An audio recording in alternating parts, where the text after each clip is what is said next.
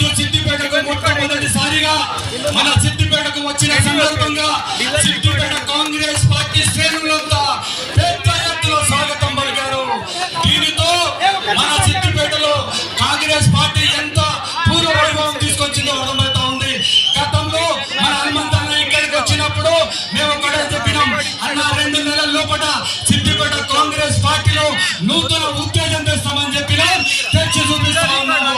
మహిళలు గాని యువకులు గాని ప్రతి ఒక్కరు కూడా కాంగ్రెస్ పార్టీ అభివృద్ధిలో ముందున్నారు.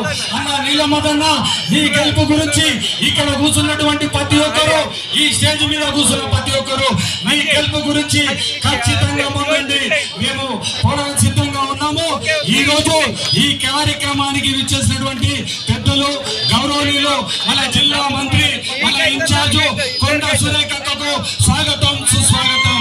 అలాగే మన డైనమిక్ లీడర్ ఒక్కరి పేరు చెబితే ఈయన పైట నడుస్తుంది. ఆయన పేరే మైనంపల్లి హనుమంతన్న. స్వాగతం. దానితో పాటు మన డిసిసి అధ్యక్షులు నర్సారెడ్డి గారికి స్వాగతం, సుస్వాగతం. దానితో పాటు దుబ్బాక నియోజకవర్గ ఇన్ఛార్జ్ చెరుకు శ్రీనివాసరెడ్డి గారికి స్వాగతం, సుస్వాగతం. అలాగే వేదికపై ఉన్నటువంటి పెద్దలందరికీ, ఈడ కూర్చున్నటువంటి సిద్దిపేట కాంగ్రెస్ పార్టీ నాయకులందరికీ పేరు పేరున శిరస్సు వచ్చి నమస్సుమంజలు తెలియజేస్తా ఉన్నారు. కౌన్సిలర్లు ఉన్నారు, ఈడ పెద్ద మంది సీనియర్లు ఉన్నారు, ఎంతో మంది నాయకులు ఉన్నారు, మండల ప్రెసిడెంట్ ఉన్నారు, బ్లాక్ ప్రెసిడెంట్ ఉన్నారు, యువజన కాంగ్రెస్ వాళ్ళు ఉన్నారు, ఎన్ఎస్ఏ ఉన్నారు, మైనార్టీ వాళ్ళు ఉన్నారు, మహిళా కాంగ్రెస్ వాళ్ళు ఉన్నారు, ఎన్ఎస్ఏ. ప్రతి ఒక్కరికి సమయం తక్కువగా ఉంది, పేరు తీసుకోనందున చాలా క్షమించండి. అలాగే మా ఇన్ఛార్జ్ పిసిసి మక్సూద్ భాయ్, ప్రతి ఒక్కరికి సమయం చాలా తక్కువగా ఉంది, నేను ఎక్కువగా మాట్లాడను. మహిళలందరూ ఎంతో 2 గంటలకు వచ్చి కూర్చురు హనుమంతన్నను చూడడానికి, సురేఖ అక్కని చూడడానికి, మా నీలమదన్న చూడడానికి. కాబట్టి తదుపరి కార్యక్రమం మా డిసిసి అధ్యక్షులు నర్సారెడ్డి గారికి నేను మైక్ ఇస్తా. దానికంటే ముందు 2 వాక్యాలు చెప్తా.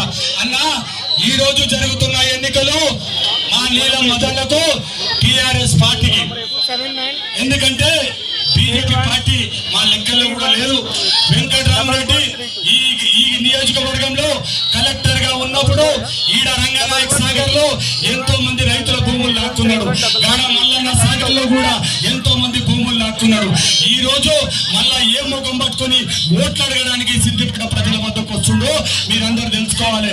కానీ మా నీలమదన్న బీసీ బిడ్డ, ఎలాంటి మచ్చలేడు, పేద కుటుంబం నుంచి వచ్చిండు, ఒక వార్డు మెంబర్, ఒక సర్పంచ్ నుంచి స్థాయి నుంచి ఈ రోజు ఎంపీ స్థాయిగా వచ్చిండు.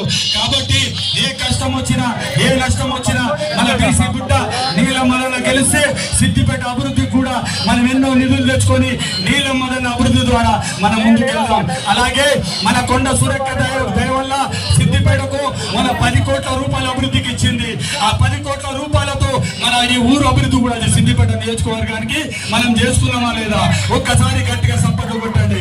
కాబట్టి ఈ అభివృద్ధి ఇంతతోనే ఆగదు.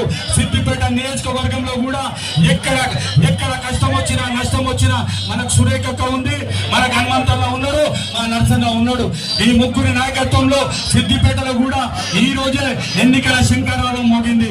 రేపటి నుంచి సిద్దిపేట కాంగ్రెస్ పార్టీ ఆధ్వర్యంలో ఈడ కూర్చున్నటువంటి సీనియర్లంతా, మండల ప్రెసిడెంట్, బ్లాక్ ప్రెసిడెంట్, కౌన్సిలర్లు ప్రతి ఒక్కరు ఇంటింటి ప్రచారం చేసి కాంగ్రెస్ పార్టీ అభివృద్ధి గురించి కంకణ బదులే పనిచేస్తామని తెలియజేస్తూ జై కాంగ్రెస్, జై కాంగ్రెస్.